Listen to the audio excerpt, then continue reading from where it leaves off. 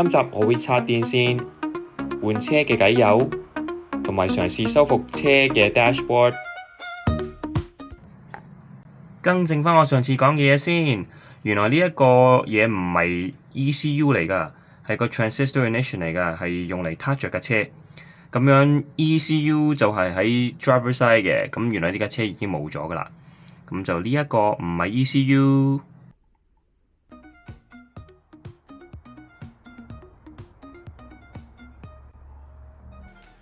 我係想換晒成架車嘅電線嘅，因為呢架車嘅電線已經好舊啦。咁所有 engine bay 嘅電線呢，就要係喺個 passenger side 個窿仔呢，懟返入去 cabin 度嘅。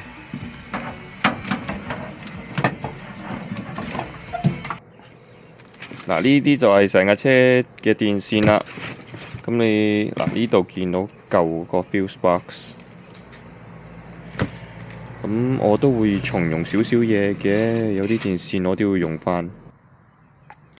而家見到個內籠呢，就冇咗個 dash 啦，同埋以前有啲電線係 run from 呢個窿 to 呢度有個原廠嘅 fuse box 嘅，咁而家呢個都拆咗啦。跟住就呢個就係 RB25DET 嘅 ECU 啦。咁見到就係暫時係咁咯。你見到呢架車係揸咗上個 ram 度嘅，咁我就可以做 oil change。咁個 drain plug 係喺 driver side 嗰邊，咁擰鬆佢，啲油就會流出嚟啦。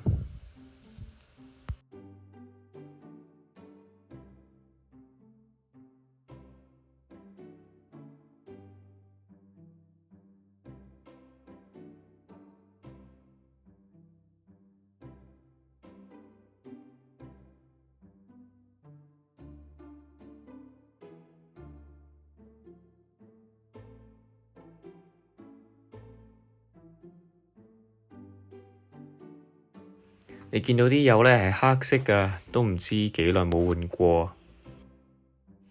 但係好在啲油呢唔係好似啲咖啡咁嘅嘢。如果好似咖啡咁呢，即係啲 coolant 流咗落個 oil 度就唔好啦。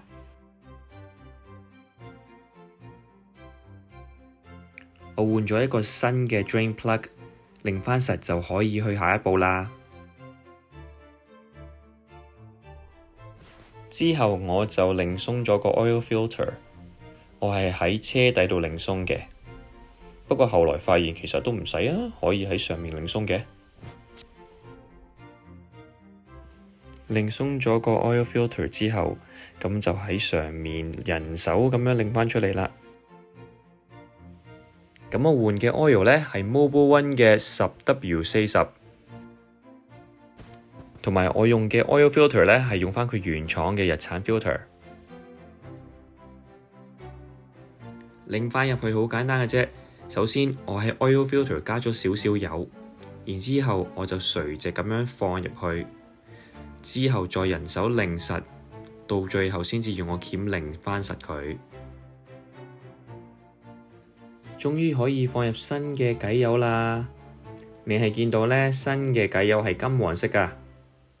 咁 RB25DET 呢個 oil capacity 係4.5 quarts。咁而家呢一支 Mobil One 呢係5 quart， 所以呢就啱啱足夠嘅。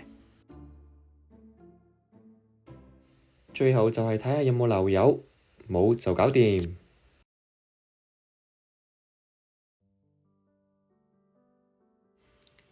原廠嘅 dashboard 睇落好似冇乜嘢咁喎。架車個 dashboard 呢係有個 cap 嘅，咁我就撩開個 cap。睇下個 dash 係實際上點樣樣，揭開個 cap 俾大家睇。其實個 dashboard 係非常之核突㗎。咁有超多裂痕啦，咁我就要揾啲嘢抿返佢同補返啲裂痕。個 dash 目前為止呢就係咁樣樣啦。咁我就搞咗好幾個禮拜。咁其實你之前都見到好多 cracks 喺度啦，而家 fill 晒啦。咁而家都算係平啦，都平嘅。你見到好似唔係好平，但係都係平嘅。咁下一個 step 呢，我就要噴 primer， 噴完 primer 再噴黑色，咁就希望成個 dash 會靚仔啲啦。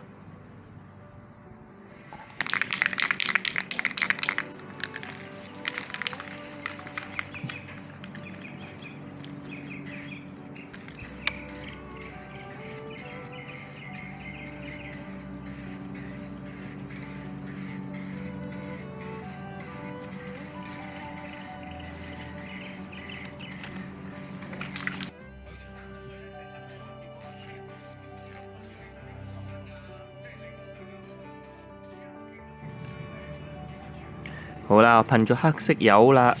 其實遠睇就好似都 OK 嘅，不過呢，你近睇嘅話呢，都見到好多 imperfections。嗱，呢度凹凸不平啦，都係。咁之前呢啲 crack 呢，都係修補好嘅，但係呢個 surface 個 texture 呢，始終都係爭少少。咁呢度呢，有個好大個 crack，嘗試修補過幾次噶啦，但係都係咁樣。咁我唔知點啦，或者可能到時加個 cap 上去就算噶啦。咁暫時都係由得佢啦。